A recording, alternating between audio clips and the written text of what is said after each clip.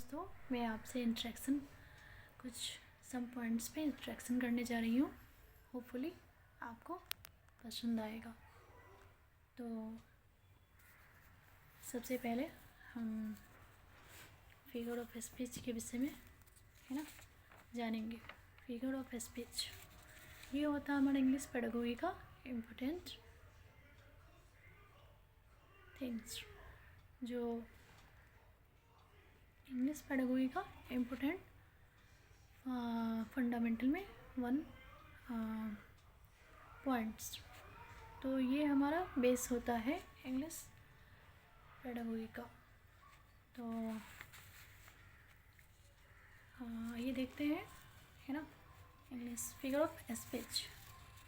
तो different types of figure of speech and what is functions and we discuss about one by one. तो सबसे पहला है हमारा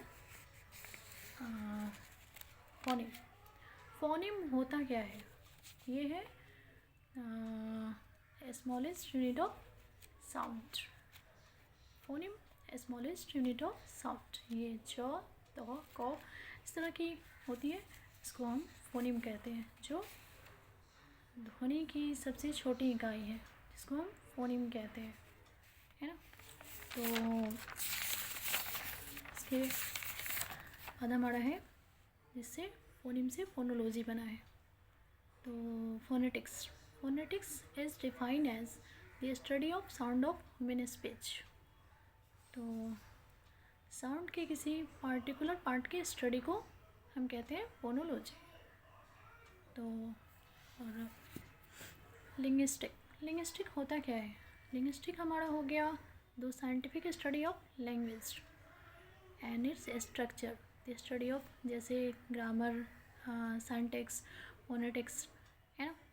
तो ये हमारा लिंग्विस्टिक में आता है। तो सबसे पहले हमारा फोनेटिक्स था, इसके बाद फोनिम्स था, जो स्मॉलेस्ट ध्वनि की सबसे छोटी इकाई को हम फोनिम कहते हैं। च द ये सब CH CS TH सब हमारा हो गया फोनिम। अब हो गया हमारा मॉर्फिम। मॉर्फिम हो गया they are the minimum unit of words that have a meanings and can not be some divided further. तो ये हमारा मॉर्फिम हो गया, जो हम डिवाइड उसको नहीं कर सकते, वो हमारा मॉर्फिम हो गया। डाइफ्लॉम हो गया, जो डबल वोवेल साउंड हो गया, उसको हम डाइफॉल कहते हैं। और जैसे इंग्लिश अल्फ़ाबेट में 44 लेटर्स है, जिसमें 20 वोवेल है और 24 कॉन्सोनेंट है, तो टोटल 24 लेटर्स है। और दूसरा हमारा हो गया फोनिम के बाद मॉर्फिम हो गया, मॉर्फिम के बाद फोनिम हो गया। दूसरा है हमारा सिंटैक्स। सिंटैक्स हो गया हमारा जैसे सब्जेक्ट हो गया, वर्ब हो गया, ऑब्जेक्ट हो गया, जिसका मीनिंगफुल सेंस हो नहीं हो, बट उसका एक सब्जेक्ट, वर्ब और ऑब्जेक्ट होना चाहिए। जैसे मैडम ड्राइव्स अ बाइसिकल, तो उसमें हमारा मैडम सब्जेक्ट हो गया, ड्राइव और बाइसिकल, तो वर्ब हो गया और ऑब्जेक्ट कार हो गया या बाइसिकल हो गया। तो इसमें हमारा मीनिंगफुल सेंस नहीं बना, तो ये हमारा सिंटैक्स हो गया। और the system of rules for the structure of the sentence in a language, ये हमारा सिंटैक्स हो गया। वाक्य विन्यास, जिसको हम हिंदी में वाक्य विन्यास कहते हैं। और मॉर्फिम हो गया हमारा, the morpheme is the smallest unit in language. Morpheme हमारा स्मॉलेस्ट यूनिट हो गया लैंग्वेज का। जैसे यूजुअल, अनयूजुअल, तो यूजुअल का एक लैंग्वेज एक अर्थ निकलता है, एक वर्ड है, उसका एक मीनिंग है। तो दूसरा हमारा हो गया सेमेंटिक, जिसमें सब्जेक्ट वर्ब ऑब्जेक्ट तो नहीं होता, उसका एक मीनिंगफुल सेंस होता है। जैसे मीनिंगफुल सेंस होता है, जैसे हम कह सकते हैं कि वह कहाँ जा रही है, तो इस तरह उसका एक मीनिंगफुल सेंस होता है, जिसमें सब्जेक्ट वर्ब और ऑब्जेक्ट हो चाहे नहीं हो, लेकिन इसका एक मीनिंगफुल सेंस होना चाहिए। लैंग्वेज का एक स्टैंडर्ड होगा, उसका एक मीनिंगफुल सेंस होगा, उसको हम सेमेंटिक्स कहेंगे। और दूसरा हो गया हमारा नेक्स्ट पर्सनिफिकेशन। पर्सनिफिकेशन हमारा वो हुआ जो हम इमेजिनेशन करते हैं किसी भी बात के लिए। जैसे कोई मुझे जैसे नॉन लिविंग थिंग है, तो जैसे बादल है, बच्चे छोटे छोटे बच्चे नाइट में बादल को देखते हैं ध्यान से और बोलते हैं ये बादल तो भूत जैसा दिख रहा है, चल रहा है मम्मा। जैसे हम कोई पेड़ देखते हैं, है ना, तो हम खुद ही पर्सनिफिकेशन करते हैं कि पेड़ हिल रहा है, आदमी की तरह दिख रहा है, हिल रहा है, डांस कर रहा है, तो वो हमारा पर्सनिफिकेशन हो गया। एक इमेजिनेशन करना, माइंड में एक कॉन्सेप्ट बनाना इमेज का, वो हमारा पर्सनिफिकेशन हो गया, इमेज बनाना। तीसरा हमारा हो गया एल्ट्रेशन हो गया। जो एल्ट्रेशन हमारा डबल कॉन्सोनेंट साउंड हुआ, जिस वर्ड में डबल कॉन्सोनेंट साउंड होगा उसको हम एल्ट्रेशन के रूप में जानेंगे। तो एल्ट्रेशन हमारा हो गया डबल कॉन्सोनेंट साउंड। और जैसे कि हम जानते हैं कि इंग्लिश अल्फ़ाबेट में 44 लेटर्स 20 वोवेल है, 24 कॉन्सोनेंट है ना। तो ये हमारा हो गया फोनिम। तो phoneme unit of smallest unit of sound है।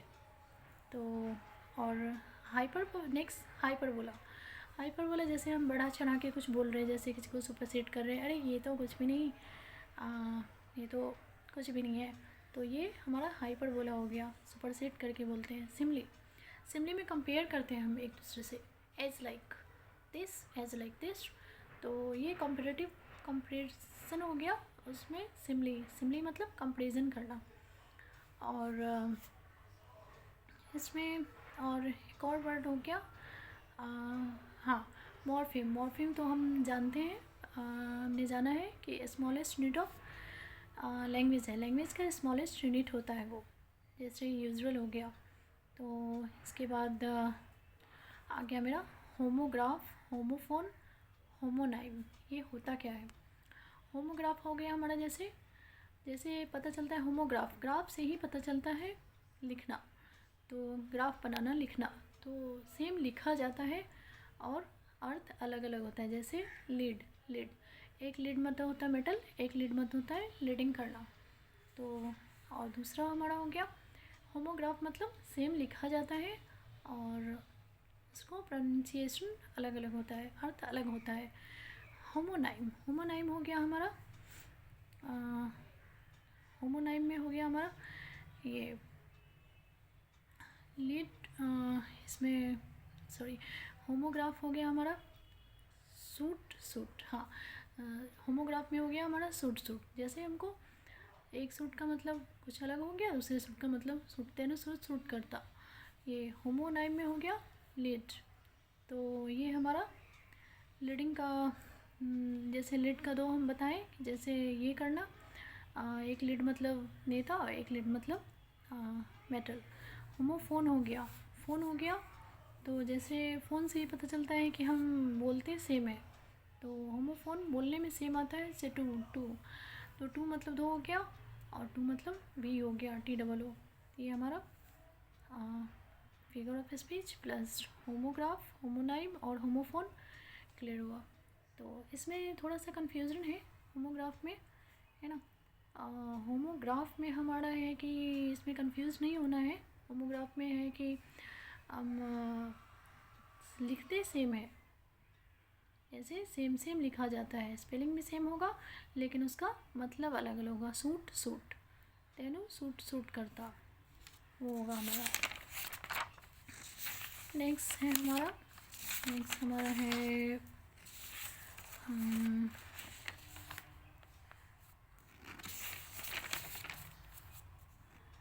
नेक्स्ट वीडियो में हम और भी देखेंगे। ये था हमारा फिगर ऑफ स्पीच, है ना। तो नेक्स्ट वीडियो में देखते हैं, और नेक्स्ट वीडियो इंटरेस्टिंग वीडियो लेके आते हैं हम, बस में कुछ अलग जानेंगे। तो तब तक के लिए थैंक यू।